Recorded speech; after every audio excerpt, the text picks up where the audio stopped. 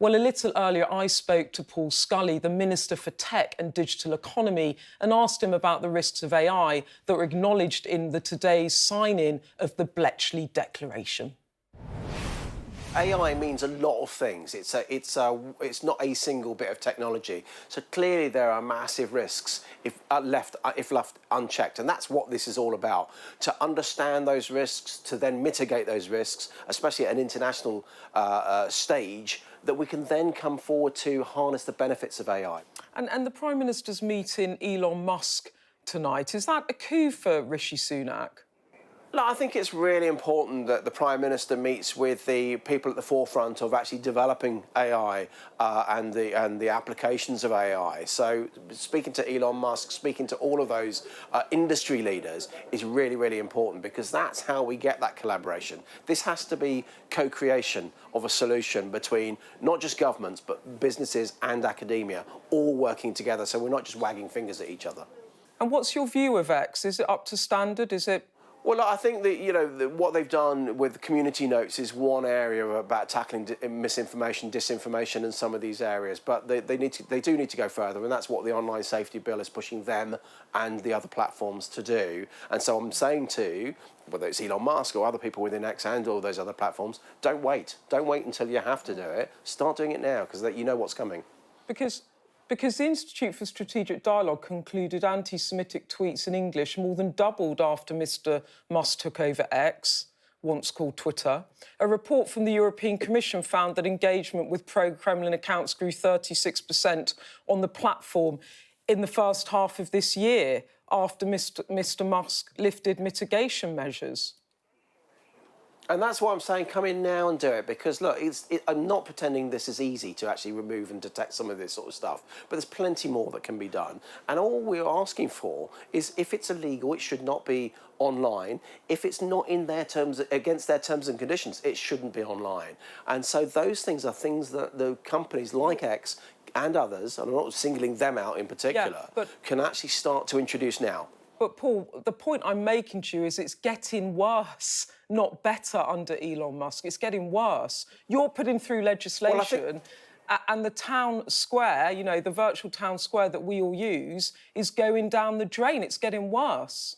What do you say to that? Well, the entire point of the online safety bill is try to arrest that decline, because what happens with algorithms, by their very design, they tend to push people into corners. And when you see what's happening in the Middle East at the moment, it's not just online. You can see it on the streets of London at the moment. I'm also the Minister for London, that actually there is some severe division, and we've got to do everything we can do to put that society back together again, and actually almost we're trying to put the lid back in the bottle in terms of keeping people safe. But that's why I'm saying everybody has to play their part in it, including X. The European Commissioner in charge of policing online safety wrote to Mr Musk after the Israel-Hamas war broke out, so very recently, saying his platform needed to sort out violent and terrorist content that circulates on the platform. That was, in recent weeks. Well, likewise, our Secretary of State, Michelle Donnellan, has had all of the platforms, including X, in and say, right, OK, this is what you need to do. What are you doing? Tell us what you are doing. And we want to, see if that is fit for purpose. Is this really a man that the Prime Minister should be having a cosy fireside chat with? It's not about fireside chats. It's about bringing people together. I think they are sort of having a fireside chat, aren't they? Well, aren't they doing a little public Q&A, like a little chit-chat together?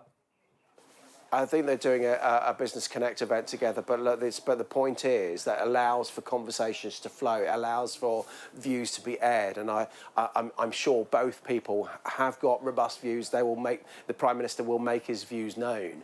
So the message to Elon Musk from the Prime Minister will be clean up your act, clean up X, and get it done quickly. Is that what you want to hear?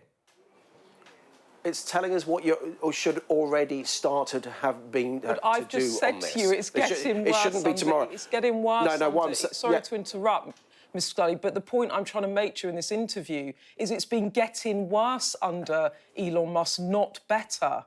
It's been getting worse. I appreciate I've given you loads of evidence to that.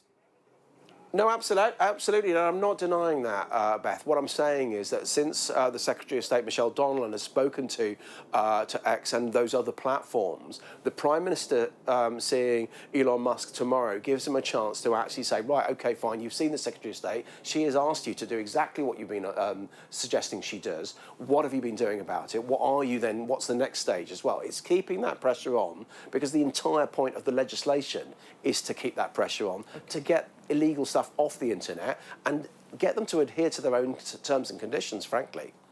OK, I just want to ask you one more thing about the COVID inquiry this week. In Boris Johnson's words, number 10 was an orgy of narcissism at a time of national crisis, a toxic culture, a cabinet called F-pigs and morons, a dysfunctional government lacking in preparedness, crucially, in terms of policy.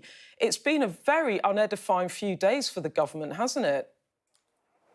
Yeah, it has been unedifying. I can't give a running commentary until I've seen all the evidence about exactly what conclusions we take out of it. But I know at the time, I remember when I was representing small businesses, hospitality, retail, and those kind of very hard-pressed businesses, how difficult it was to get the right picture and therefore the right solution and the right people to speak to. That there is a sense of inevitability to a point. At that point, in that kind of stage of a pandemic. But nonetheless, we'll see what comes out in the wash when we know all of the evidence. You wouldn't blame the public watching these hearings, though, if they might think it might be time to give another party a go at government after what they've heard. Well, look, I don't think it's about party. I think you've got a Prime Minister that's no longer in place. You've got a lot of people in number 10 that's not in place. I can understand members of the public who lost loved ones, who had to go through really difficult times in isolating, that they would look at this and think, crikey, it's Partygate all again. I think we are looking back with hindsight, at those 2 years. Let's look at it in the round with the evidence. And if there are lessons to be learned, if there are scapegoats there, let's make it at that point rather than the running commentary now.